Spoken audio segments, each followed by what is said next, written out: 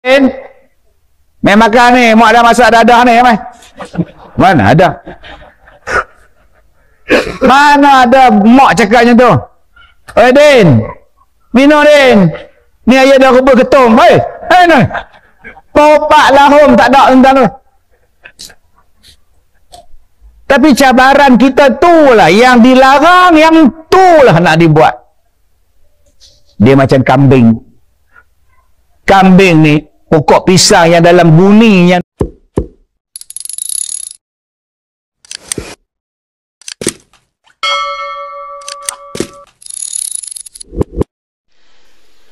Assalamualaikum warahmatullahi wabarakatuh, sahabat channel Tuan Guru Official. Bagaimana kabarnya hari ini? Semoga kita selalu diberikan kesehatan oleh Allah Subhanahu Wa Taala, diberikan nikmat iman, Islam, rezeki yang halal dan thayyiban, rezeki yang barakah dan berlimpah. Sahabat channel Tuan Guru Official, mari kita simak ceramah dari Ustaz Datuk Kazim Alias. Semoga bermanfaat dan kita simak bersama-sama. Let's go. Yang dibungkus itulah yang dia nak masuk kepala dia, nak makan daun pisang. Lagi kita pagar, lagi luat masuk. Bila lepas kepala dia nak keluar tak boleh belah. Aku sembelih kambing ni kang. Itulah nama dia kambing, binatang paling degil. Diajak mandi tak nak dia. Kambing kena air tarik pergi mandi, empat kaki break. Tu yang kata kambing. Sebab tu kebanyakan Rasul dan Nabi sebelum diangkat menjadi Rasul, kebanyakan mereka memelihara kambing. Kenapa? Kambing itu bila dipelihara menenangkan hati. Kambing itu bila dijaga menyeronokkan hati. Kambing itu bila dijaga menjadikan hati kuat. Degil macam mana pun, melompat macam mana pun, sabar. Nanti kau boleh settle. Sebab kedegilan manusia lebih daripada kambing lagi. Tapi hari ni kita tak bela kambing, bela oyen. Bela oyen. Duk cakap dengan oyen, muka masam tu. Tu marah kat mama lah tu. Kucing tengok tuan ni. Bukan saya larang tuan-tuan bela kucing bela. Hak Nabi suruh bela kambing. Ni adik-adik yang duduk dalam felda ni, tak ada kerja apa ni, duk melengung tentang, jom bela kambing. Tak nak bela kambing tak apa, jom bela lembu. Tuan-tuan yang saya muliakan, maka tak payahlah. Hari ni kalau bercakap tentang akhir zaman, orang akan bercakap tentang Dajjal, konspirasi, itu, ini, ya, itu tanda-tanda kiamat. Tapi Nabi kata, bila kamu bercakap tentang kiamat, bila bercakap tentang akhir zaman, Nabi cuma tanya, ma'adatta, apa yang kamu buat persiapan tentang hari kiamat? Kalau kamu duk cerita konspirasi sana, konspirasi sini, persiapan kamu tak ada. Laki-laki tadi menjawab apa? Ma'adattu laha min kathirin salatin. Dia kata, saya membuat persiapan untuk menghadapi kiamat, saya memperbanyakkan sembahyang. Saya memperbanyakkan wala saumin wala sadaqah. Saya membanyakkan puasa dan saya membanyakkan sedekah. Saya sembahyang, saya puasa, saya sedekah banyak-banyak untuk menghadapi kiamat. Tetapi kata dia, ya Rasulullah, walakinni uhibballah wa rasulahu. Akan tetapi saya sangat mencintai Allah dan Rasulnya. Kata Nabi Muhammad, kamu akan dibangkitkan di hari kiamat dengan siapa yang kamu cinta. Hadis yang saya baca ni tuan-tuan, hadis sahih, menceritakan apa yang kita kena buat. Persiapan akhir zaman, persiapan hari kiamat. Kata laki-laki tadi, aku buat 3 benda. Pertama, memperbanyakkan sembahyang. 2, aku membanyakkan puasa. Yang ketiga, aku membanyakkan sedekah. Tuan-tuan yang saya muliakan, kenapa nombor 1 sembahyang? Allah sebut, innas salata tanha anil fahsya wal munkar. Sesungguhnya sembahyang ini dapat mencegah kemungkaran, kejahatan dan kemungkaran. Tuan-tuan, kita duk cakap hari ni macam-macam tuan-tuan. Kadang-kadang yang ada serban, janggut putih, pakai jubah pun tak boleh percaya. Nama Walid. Tak pernah faham, tak faham sudah tak. Ha? Kadang nama imam pun bagus dah. Nama Iman. Oh, Cik Man bagus lah tuan-tuan. Tapi gatai pula. Duk ketak bibir. Nama pun bagus tuan-tuan. Aduh, tak karib tuan-tuan. Ustaz, yang tu Walid. Yang tu namanya Iman. Kenapa buat jahat je Ustaz? Tu drama bang. Tu drama kat semua. Saya bercakap dengan pengarah dia. Saya bercakap.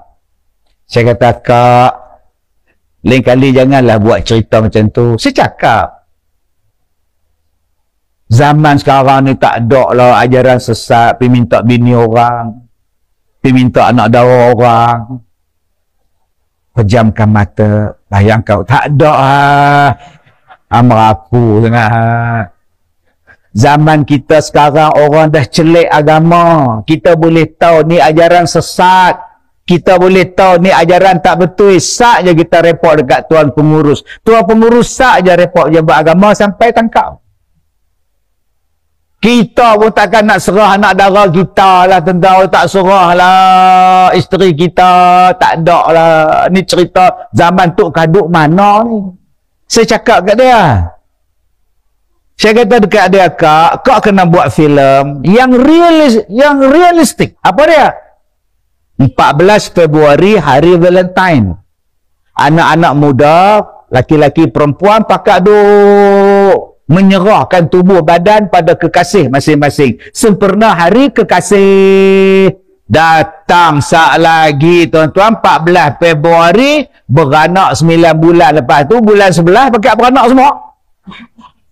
Berapa banyak anak luar nikah sekarang? Berapa banyak anak yang dilahirkan tanpa perkahwinan yang sah? Yang ni lebih menakutkan daripada Walid. Bayangkan mata. Bukan kita ni. Buat yang tu Kak. Lagi bagus. Berapa banyak kejahatan yang berlaku hari ni yang melibatkan anak-anak kita. Takut Kak?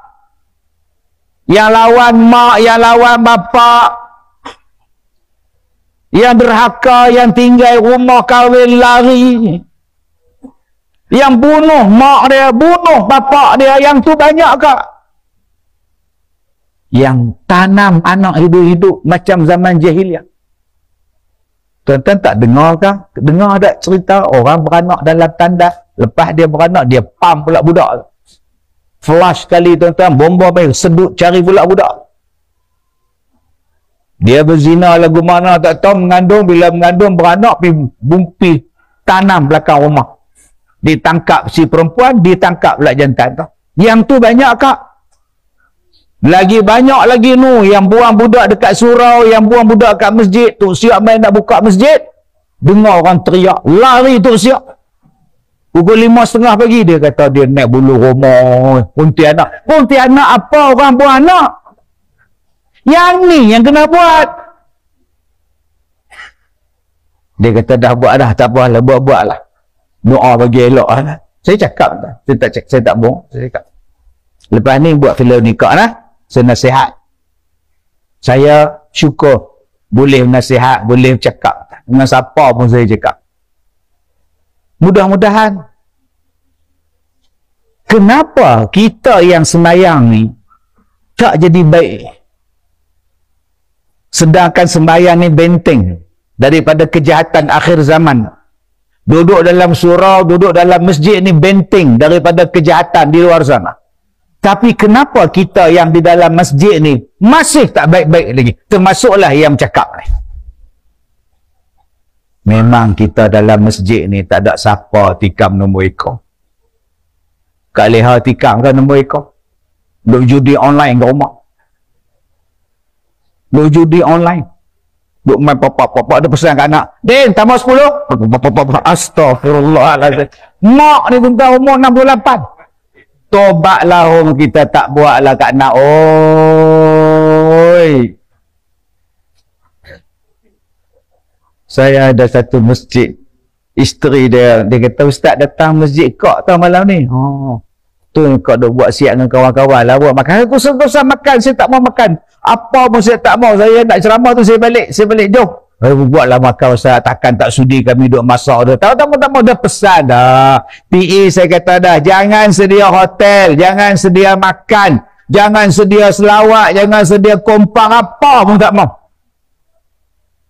Saya tak suka dia lah. Menyusahkan orang, tak mau. Tengok duduk elok-elok, diminta kepada semua hadirin. Kita bangun ke tiba Abdul Sakasi. Tak payah. Siapa yang bangun, sila balik. Ada yang sallallahu alaihi wasallam kat pintu. Saya pun sallallahu sekali. Ustaz, jalanlah Ustaz. Dah hampa selawat apa bagus jalan. Selagi apa tak berhenti, selagi tu aku berhenti ke depan tu. Saya tak suka kan. Bukan tak suka selawat tu. Tak suka orang susah-susah. Saya bukan minta hotel pada tuan-tuan, saya cari tengok hotel bahau, hotel ada banyaknya hotel. Sedia apa pun tak mau. Tak mau. Okey Ustaz, nak cakap sikit boleh? Boleh. Suami saya setiap usaha masjid. Oh, Ustaz tolong song-song sikit. Tapi Ustaz jangan cakap tau yang saya cakap kat Ustaz. Apa pula? Dia malam-malam Ustaz nak cakap malu Ustaz, tapi sakit jiwa tak dia buat apa? Duduk tengok tu lah gambar-gambar tu. Gambar apa? Gambar-gambar tu lah. Tu apa? Saya tak tahu gambar tu apa. Gambar tu lah. Lucu-lucu lah. La ilaha illallah. Macam mana kau tahu? Kau ngendap. Ingat kau tengok sekali. Ni parah ni. Dia kata suami saya hak tu usaha, tapi setiap usaha, bukan setiap usaha surau ni tuan, bukan ni.